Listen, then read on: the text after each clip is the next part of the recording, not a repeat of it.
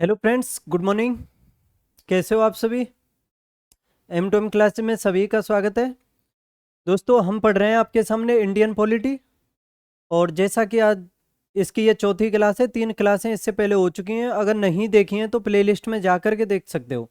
सभी को देख लो। और देखो, इसमें हम पढ़ रहे हैं संवैधानिक विकास, यानी भारत का संवैधानिक विकास किस तरह से हुआ, क्या कुछ गतिविधियां हुई, सभी अच्छे से समझ रहे हैं हम डिटेल से। देखो, पिछली क्लास में हमने पढ़ा था रेगुलेटिंग रेगुलेटिंग एक्ट पढ़ा था हमने 1773 का। उसके बाद पढ़ा था हमने 1781 का संशोधनात्मक अधिनियम। और उसके बाद में पढ़ा था 1784 का पिट्स इंडिया एक्ट। आज पढ़ेंगे 1786 के अधिनियम से। तो पहले डालते हैं हम इंडियन पॉलिटी। क्या पढ़ रहे हैं हम? Indian polity. ठीक है। तो आज पढ़ेंगे हम 1786 अधिनियम से। ठीक है। ठीक है। तो देखो, इस अधिनियम के तहत पहला कार्य क्या किया गया। तो देखो, बंगाल का गवर्नर जनरल 1786 के अधिनियम के तहत किसको बना दिया गया? Lord Cornwallis. ठीक है। इसको गवर्नर जनरल बना दिया गया। और मैंने पिछली क्लास में बताया था आपको, इसको सैन्य और प्रशासनिक शक्तियां दोनों दी गई। और इसको प्रधान सेनापति भी बना दिया गया। ठीक है। प्रधान सेनापति और प्रशासनिक शक्तियां दोनों दी गई इसको। ठीक है। और इसको ये अधिकार भी दिया गया कि जो परिषद के द्वारा जो फैसला लिया जाता था उसको ये रद्द कर सकता था। ठीक है। तो काफी ये योग्य व्यक्ति था और सम्मानित भी था। इसी वजह से ब्रिटिश सरकार के द्वारा इसने पहले मांग रखती थी कि मैं गवर्नर जनरल तभी बनूंगा जब मुझे सैन्य शक्तियां और प्रशासनिक शक्तियां दोनों दी जाएंगी। तो सम्मानित और योग्य होने की वजह से ब्रिटिश सरकार ने इसको दोनों शक्तियां दे दी थी। ठीक है। और देखो और देखो, इसके बाद जब 1793 में जो व्यापार का एकाधिकार था ना, उसकी अवधि पूरी हो गई थी। तो उसको आगे बढ़ाने के लिए 20 वर्ष के लिए चार्टर अधिनियम आया। ये 1793 का चार्टर अधिनियम। ठीक है। याद रखना। और जो व्यापारिक एकाधिकार था उसको कब तक बढ़ा दिया? 1813 तक। ठीक है। 20 वर्ष के लिए 1813 तक बढ़ा दिया गया इसी के तहत। याद रखना। ठीक है। एकाधिकार समझ लो।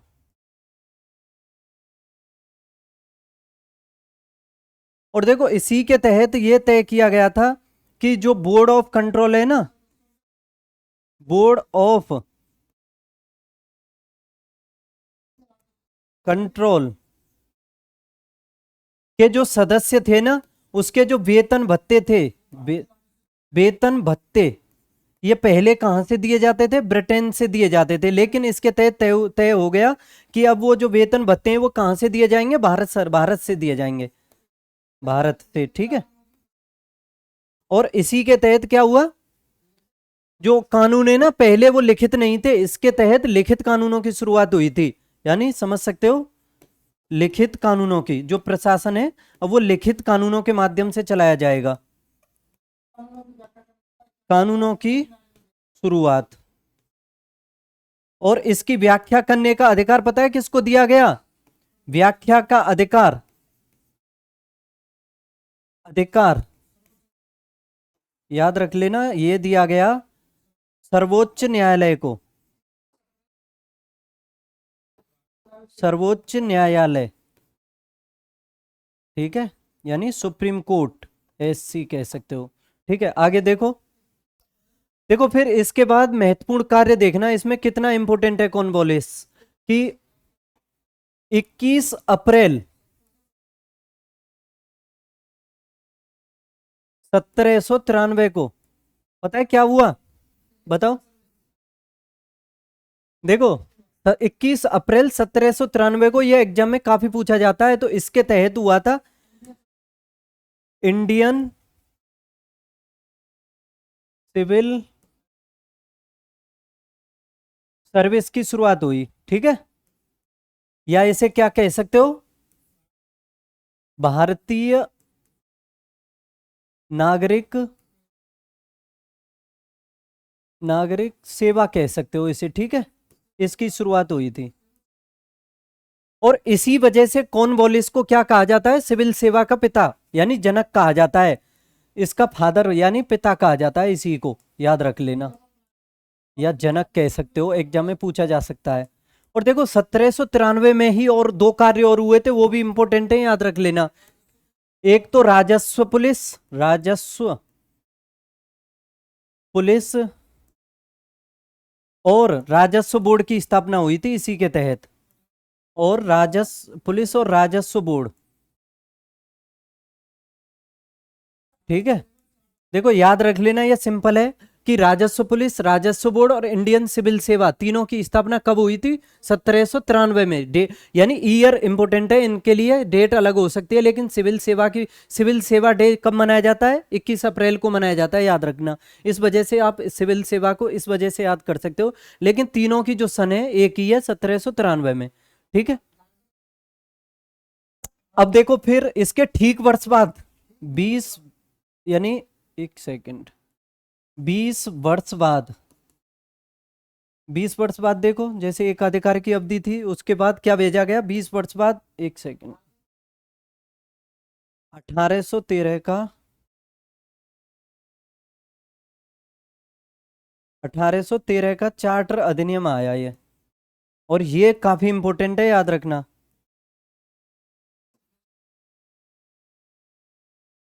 और देखो इसके बारे में मैं जो बताऊंगा सभी महत्वपूर्ण पॉइंट हैं, अच्छे से समझना।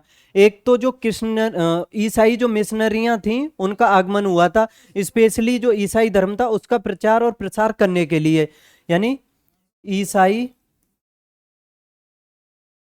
एक सेकंड पेन चेंज कर लेता हूं, ईसाई मिशनरियों का आगमन, ठीक है। और ये क्यों हुआ, ईसाई धर्म का प्रचार प्रसार करने के लिए, प्रचार प्रसार के लिए। और देखो इस एक तो ये पॉइंट हो गया इसके तहत, ठीक है। और दूसरा पॉइंट और याद करो, ये पूछा जाता है, ये स्टार वाला है, ये काफी एग्जाम में पूछा भी जा चुका है कि एक साल वो 1 लाख रुपए किस अधिनियम के तहत शिक्षा के लिए आवंटित किए गए, किस अधिनियम के तहत। तो याद रखना 1 लाख रुपए, 1 लाख रुपए किसके लिए, शिक्षा के विकास के लिए, शिक्षा के विकास के लिए, ठीक है, विकास के लिए 1 लाख रुपए। ये महत्वपूर्ण पॉइंट है, याद रखना। और इसके बाद देखो, और देखो एक काम और बता रहा हूं, देखो ये इसलिए इंपॉर्टेंट है, एक तो ईसाई मिशनरियों का आगमन हुआ इसमें, 1 लाख रुपए शिक्षा के लिए आवंटित किए गए, और क्या किया गया इसके तहत, दो व्यापार ओनली, एक तो चाय का व्यापार और एक चीन के साथ व्यापार, इन दोनों व्यापारों को छोड़ करके जो एकाधिकार थे ईस्ट इंडिया कंपनी के पास वो सभी समाप्त कर दिए गए। एक तो बचा था इसमें चाय का व्यापार, चाय व्यापार, और एक था इसमें दूसरा कौन सा था, चीन के साथ व्यापार, चीन के साथ व्यापार। ये दोनों रहे, बाकी सभी खत्म कर दिए गए, ठीक है। और ये आगे देखेंगे ये दोनों भी खत्म हुए। अब देखो, अब इसके बाद क्या हुआ, यानी 1813 के बाद 20 वर्ष बाद ठीक क्या भेजा गया,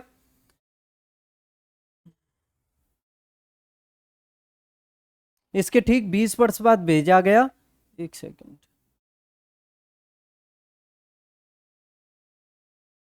1833 का चार्टर अधिनियम, ठीक है। और देखो अब इसमें ये भी इंपॉर्टेंट है काफी, देखो चार्टर और ये जो भारत शासन अधिनियम आगे पढ़ेंगे ये सभी इंपॉर्टेंट है, इनके बारे में दो दो तीन तीन चार चार पांच पांच जो कार्य हैं सभी अच्छे से समझ लेना। अब इसके बारे में देखो 1833 में क्या कार्य किए गए, देखो अभी मैंने बताया 1813 का जो चार्टर अधिनियम था उसके तहत तो दो एकाधिकारों को छोड़ करके बाकी सभी खत्म कर दिए गए, लेकिन 1833 के यानी 20 वर्ष बाद जितने भी ब्रिटिश ईस्ट इंडिया कंपनी के एकाधिकार थे सभी को समाप्त कर दिया गया, यानी व्यापार का अधिकार सभी को दे दिया गया। तो पहला पॉइंट समझो, सभी, एक सेकंड, देखो सभी एकाधिकार अधिकार समाप्त, ठीक है, याद रख लेना इसे। दूसरा पॉइंट देखो, लेकिन कंपनी का जो शासन था ना अभी, वो तो 20 वर्ष के लिए और बढ़ा दिया, 20 वर्ष वृद्धि। और जो कंपनी का जो शासन चलता था, जैसे कि क्या होता था, बंगाल का गवर्नर जनरल था, उसका केंद्रीयकरण करके, यानी अभी तक तो वो बंगाल तक सीमित था, लेकिन उसको अब संपूर्ण भारत के लिए बना दिया गया, संपूर्ण भारत के लिए, यानी पूरे भारत का गवर्नर जनरल कर दिया गया। जैसे पहले अभी वो बंगाल का गवर्नर जनरल था, उसको फिर पूरे भारत का गवर्नर जनरल कर दिया गया, यानी कह सकते हो शासन का केंद्रीयकरण कर दिया गया, केंद्रीयकरण कर दिया गया। ठीक है, कोई बता सकता है कि भारत का पहला गवर्नर जनरल कौन था और बंगाल का आखिरी गवर्नर जनरल कौन था? बताओ, कोई बता सकता है? 5 सेकंड है आपके पास, बताओ कि भारत का पहला गवर्नर जनरल कौन था और बंगाल का आखिरी गवर्नर जनरल कौन था? देखो, मैं बता रहा हूं आपको, जो बंगाल का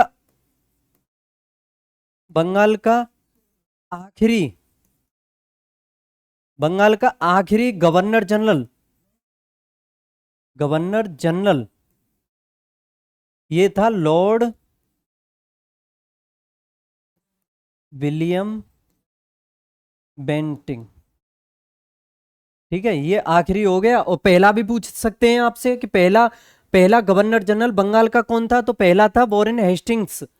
ठीक है, गवर्नर जनरल था वो पहला वॉरेन हेस्टिंग्स, लेकिन बंगाल का गवर्नर वो पहला था रॉबर्ट क्लाइव। और ये आखिरी भी था बंगाल का गवर्नर जनरल, कौन था बताओ? मैंने बताया अभी, बंगाल का आखिरी गवर्नर जनरल विलियम बेंटिंग। ठीक है, पहला वॉरेन हेस्टिंग्स। और भारत का पहला गवर्नर जनरल, इसमें भारत कर दो, भारत का पहला गवर्नर जनरल, तो ये भी यही होगा जब आखिरी है। तो जैसे इसका केंद्रीयकरण हुआ तो इसका पद हटा, या पद नहीं, ये बदल दिया गया, इसका केंद्रीयकरण कर दिया गया, यानी इसकी शक्तियां बढ़ा दी गई। तो यही हो जाएगा। ठीक है, और देखो विलियम बेंटिंग क्यों इंपॉर्टेंट है, इसका एक महत्वपूर्ण कार्य है पूरे भारत में, और सबसे अच्छा कार्य भी है वो, याद रख लेना। जो सती प्रथा चलती थी ना, काफी चरम पर थी पहले सती प्रथा, अब वर्तमान में तो नहीं है, वर्तमान में कैसे होगी क्योंकि इसी ने समाप्त कर दी थी सती प्रथा का अंत। ठीक है, इसी ने किया था। और देखो ये हो गए इसके बारे में पॉइंट, और इसके बारे में एक पॉइंट और याद रखो कि जो भारत में संपूर्ण, जैसे केंद्रीयकरण तो हो गया, फिर वो कानून बनाने का जो अधिकार था ना, वो गवर्नर जनरल और इसकी परिषद के पास आ गया था। ठीक है, याद रखना। और देखो मैंने एक चीज बताई थी आपको पहले, रेगुलेटिंग एक्ट बताया था, तो गवर्नर की जो परिषद होती थी उसमें जो सदस्यों की संख्या थी वो 4 थी, लेकिन उसको 3 कर दिया गया था। वो किससे किया था? तो उसको किया था पिट्स इंडिया एक्ट से, 4 से 3 कर दिया गया था। लेकिन अब इसके तहत दोबारा से 3 से 4 कर दिया गया, यानी सदस्यों की परिषद सदस्य संख्या कितनी कर दी गई इसके तहत? 3 से 4। और देखो जो बढ़ाया गया था ना एक सदस्य, वो कौन था? विधि अधिकारी होता था, यानी विधि सलाहकार होता था वो, विधि में सलाह देता था, विधि सलाहकार। ठीक है, आगे देखो, चलो आगे इसी में देखो, 1834 में जब ये विधि सलाहकार बनाया गया, तभी एक विधि आयोग का गठन भी किया गया, आयोग गठित।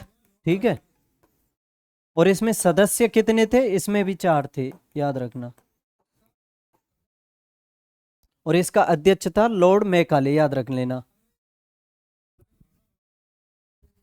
और देखो इसके तहत, एक सेकंड पीछे देखो पहले, देखो इसके बारे में देखो, इसी के तहत अंग्रेजी जो भाषा है उसको आधिकारिक भाषा भी बना दिया गया था 1833 के तहत ही।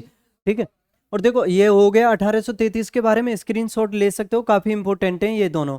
इससे पिछला वाला भी देख लो, उसका भी स्क्रीनशॉट ले लो अगर नहीं लिया हो तो। 1813 का हो गया, इसके ठीक वर्ष 20 वर्ष बाद आया आपका ये 1833, और ठीक इसके 20 वर्ष बाद कौन सा आएगा अब,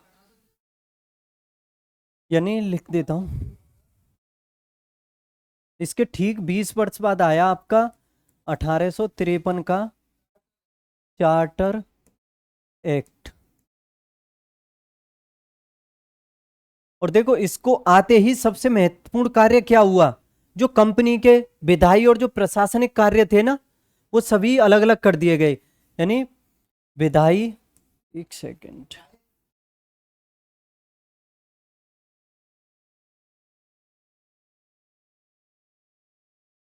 विधायक और प्रशासनिक कार्य अलग अलग कर दिए गए, अलग अलग कर दिए गए। और देखो इसी के तहत जो है राज्यपाल की यानी लेफ्टिनेंट गवर्नर की नियुक्ति भी इसी के तहत की गई थी। गवर्नर की नियुक्ति, गवर्नर की नियुक्ति भी। और इसका कार्य क्या था, पूरा जो बंगाल क्षेत्र था उसके कार्यों को देखने के लिए इसकी नियुक्ति की गई थी। ठीक है, और देखो इसके तहत एक कार्य और किया गया था, कानून बनाने के लिए क्या किया गया था, कोई बता सकता है? देखो इसके तहत अखिल भारतीय विधान परिषद का गठन किया गया था। ठीक है, ये पूछा जा सकता है, अखिल भारतीय विधान परिषद का गठन, ठीक है, गठन किया गया। और इसमें सदस्य संख्या कितनी थी, सदस्य संख्या याद रख लेना, इसमें थी 12। और इसमें देखो मैंने पहले निदेशक मंडल मंडल पढ़ाया था मैंने आपको, तो निदेशक मंडल में भी इसके, एक सेकेंड, निदेशक मंडल में इसके तहत ही जो सदस्य संख्या 24 बताई थी उसको घटा करके इसी के तहत 24 से 18 कर दिया गया था, 24 से 18 याद रख लेना। ठीक है, और देखो इससे एक कार्य और हुआ था, बता सकता है कोई क्या कार्य और हुआ था इससे? देखो इसी के तहत 1853 में, यानी 1853 के इस एक्ट के तहत ही एक कार्य और किया था, यानी जो भारतीय नागरिक सेवा होती थी ना, भारतीय भारतीय नागरिक सेवा जो होती है, यानी उसे कह सकते हो Indian Indian police service, police service, या इसे शॉर्ट में क्या कह सकते हो, आईपीएस, जिसके एग्जाम यूपीएससी कराती है। ठीक है, और इसकी इसी के तहत पहली बार लिखित परीक्षा की शुरुआत हुई थी। ठीक है, लिखित